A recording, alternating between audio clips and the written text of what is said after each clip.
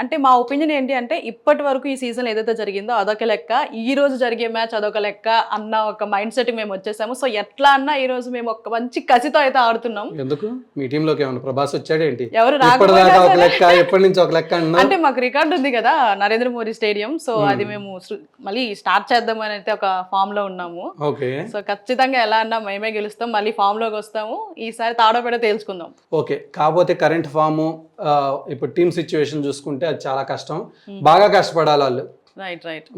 ఎందుకంటే జీటీ మంచి bowling lineup ఉంది. జీటీలో రషీద్ ఖాన్ కానీ మొన్న మహమ్మద్ సిరాజ్ అయితే ఎరగదీసాడు, చాలా బాగా బౌలింగ్ చేశాడు. కగీస్ రబాడా కానీ అశోక్ శర్మ కానీ వీళ్ళ ఫాస్ట్ బౌలింగ్ డిపార్ట్మెంట్ చాలా ఫామ్లో ఉంది.